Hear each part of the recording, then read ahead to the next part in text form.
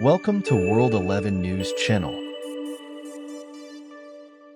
A comic book character became an immediate flashpoint when word first broke of her inclusion in Captain America: Brave New World.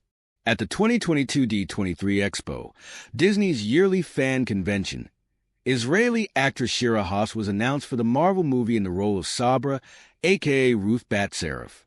In the comics, Sabra is a mutant and skilled combatant who works as an agent for Mossad, Israel's secret service. However, Marvel said in a statement to Variety that the filmmakers would be taking a new approach with the character. No other details were provided at the time. Supporters on both sides of the Israeli-Palestinian conflict maintained uneasy feelings about incorporating such a character during the heightened political climate.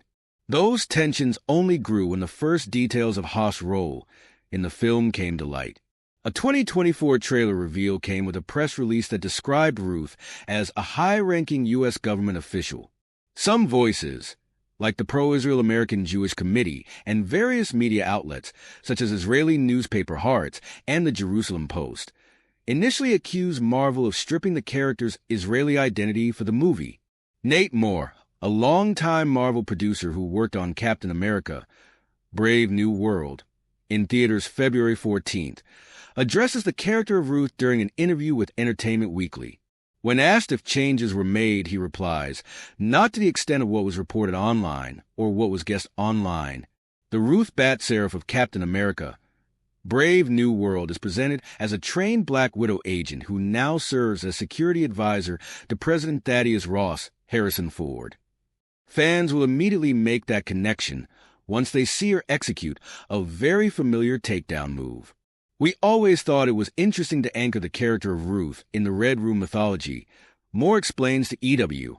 "One of the things I think is really cool about the Black Widow film is suggesting that the Red Room was more than just a Russian state apparatus, that it was international. But Ruth's point of view in the movie is really cool because it's no secret she works for the U.S. government, and she's working with Thaddeus Ross.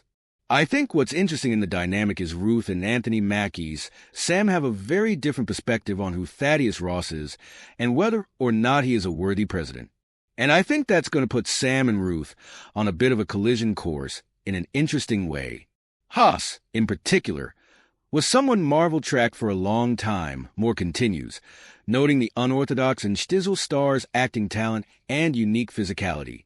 He says, "Much like a lot of the characters in the MCU, they're not one-to-one with their publishing roots." Moore points to how Mackie's Sam Wilson didn't start as a street hustler in the movies, as the character did in the comics, nor does he communicate with a bird named Red Wing telepathically, but rather has a Red Wing drone he uses in stealth and combat. "I just think there are differences that we have to make because film is different than publishing," Moore says. "It's a different medium.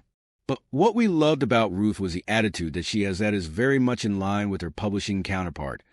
She's a hard-charging, very self-possessed woman who knows exactly what she wants, and she'll go through anybody to get it."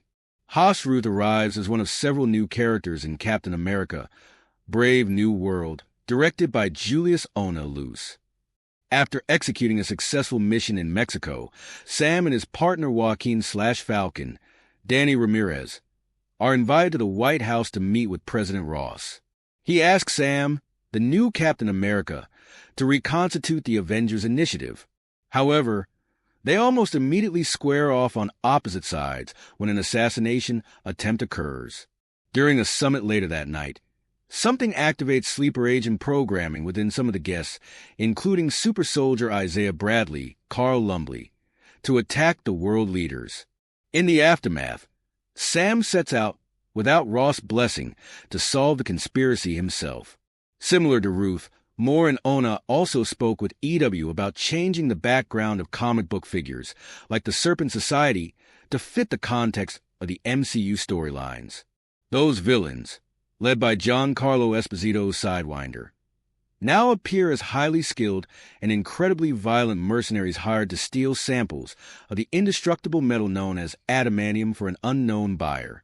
The Serpent Society is one of Cap's all-time Hall of Fame villain groups, but in publishing, they can be very goofy. "Our approach was very much the same approach we took with Batroc," Moore says, referring to Georges St-Pierre's character from 2014's Captain America, the Winter Soldier. You take something that seems inherently ridiculous, and you figure out the context of it could be. And then we just got to work with a really talented actor